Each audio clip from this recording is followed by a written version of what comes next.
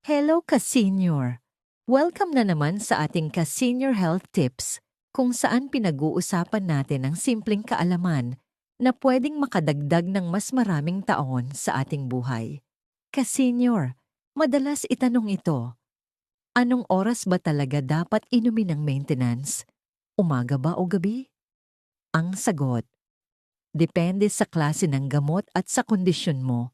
Hindi pare-pareho ang lahat ng maintenance. Halimbawa, kung ito ay gamot para sa high blood, may mga gamot na mas epektibo kapag iniinom sa gabi, lalo na kung mataas ang blood pressure habang natutulog. Pero may iba rin na mas bagay sa umaga. Kaya mahalagang sundin ang reseta ng doktor. Kung ito naman ay para sa kolesterol, karamihan sa statin ay mas iniinom sa gabi dahil doon mas aktibo ang paggawa ng kolesterol ng katawan. Kung gamot sa diabetes, madalas iniinom ito bago kumain o kasabay ng pagkain, depende sa klase.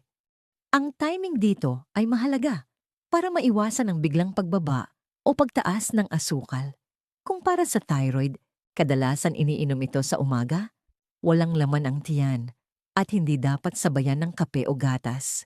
Isang mahalagang prinsipyo, mas mahalaga ang consistency kaysa kung umaga o gabi. Kung inireseta sa umaga, gawin itong umaga araw-araw. Kung sa gabi, gawin itong gabi araw-araw. Huwag pabago-bago ng oras dahil maaaring maapektuhan ang epekto ng gamot.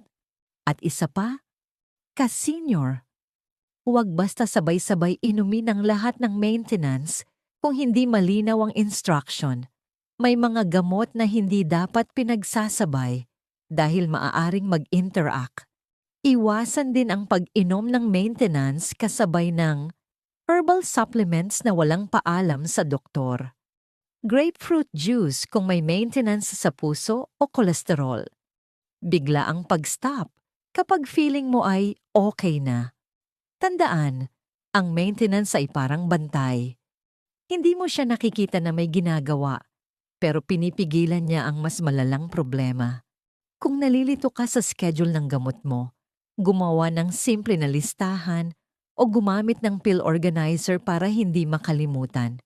At pinakamahalaga, ka-senior, kumonsulta pa rin sa inyong doktor o healthcare provider para malinaw ang tamang oras at tamang paraan ng pag-inom ng inyong maintenance.